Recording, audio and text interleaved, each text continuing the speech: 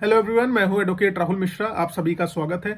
आज के वीडियो में जो हमारा टॉपिक है वो डोमेस्टिक वायलेंस को लेकर है। यानी कि डोमेस्टिक वायलेंस अगर आपके अगेंस्ट हो चुका है, जब भी मैट्रिमोनियल डिस्प्यूट होगा, आपकी पत्नी 498 के साथ आपके ऊपर 125 सीआरपीसी में मेंटेनेंस लिखाती हैं, डीवी एक्ट में मुकदमा लिखाती है और अनेक धाराओं में मुकदमा लिखाती है। तो डीवी एक्ट यानी कि डोमेस्टिक वायलेंस, घरेलू हिंसा, नाम से ही आपको डर लगता है कि क्रिमिनल मुकदमा है और दुनिया भर की चीजें। तो आज आपका सारा कंफ्यूजन मैं डीवी पर दूर करने वाला हूं।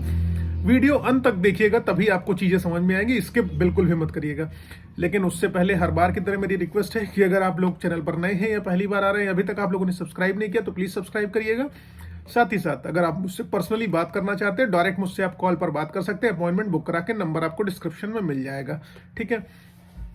और एक चीज और, अगर आप लोगों को भय है कि आपके अगेंस्ट कोई फर्जी मुकदमे लिखा सकता है, तो उस कंडीशन में भी मेरे पास तोड़ है कि उसका क्या हल है।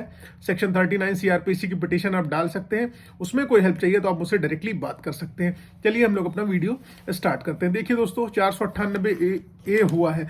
तो 498A के बाद एक ऐसा मुकदमा है जिसमें पत्नी संपूर्ण घर वालों का नाम डाल सकती हैं, डाल देती ही हैं। वो मुकदमा है डोमेस्टिक वायलेंस का, घरेलू हिंसा का मामला जब होता है जिसमें पत्नी सारे घर वालों का नाम डाल देती है। डोमेस्टिक हाउस होल्ड शेयर होना चाहिए, वो व्यक्ति घर में निवास करने चाहिए। ये सारी टर्म्स एंड कंडीशंस हैं डोमेस्टिक वायलेंस के लिए। जो व्यक्ति घर से बाहर का है, यानी कि ब्लड रिलेशन में नहीं है, उस व्यक्ति का नाम नहीं दिखाया जा सकता, नहीं लिखा जा सकता। लेकिन महिलाएं सबका नाम, जो रह रहा हो या ना रह रहा हो, उसका भी नाम लिखा देती है। तो आज मैं आपको 10 महत्वपूर्ण पॉइंट बताऊंगा जिनका ध्यान रखेंगे आप, तो आप डोमेस्टिक वायलेंस का मुकदमा निकाल ले जाएंगे, जीत जाएंगे।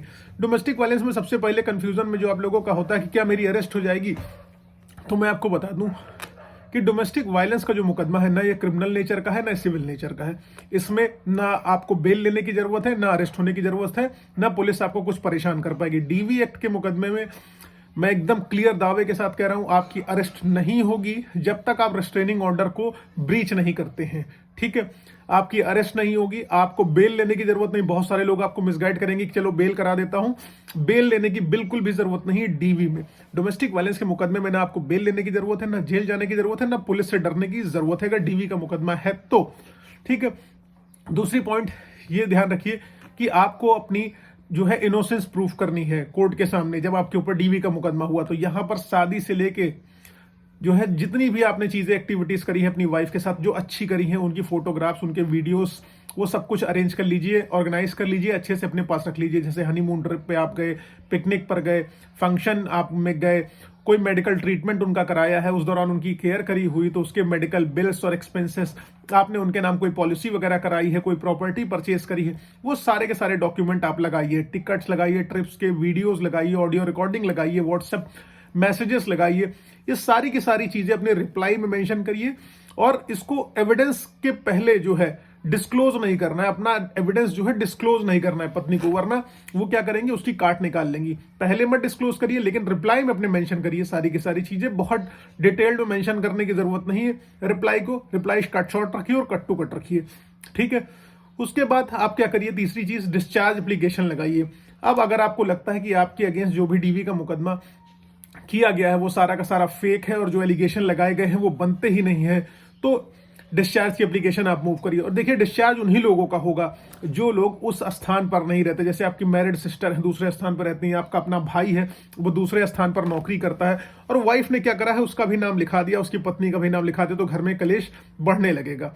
इसलिए आप क्या करिए कि सारे के सारे लोगों जो बाहर रहते हैं उनके बेसिस पर डिस्चार्ज लगाइए, और डिस्चार्ज लगा के अपने आप को रिलीफ दिला लीजिए।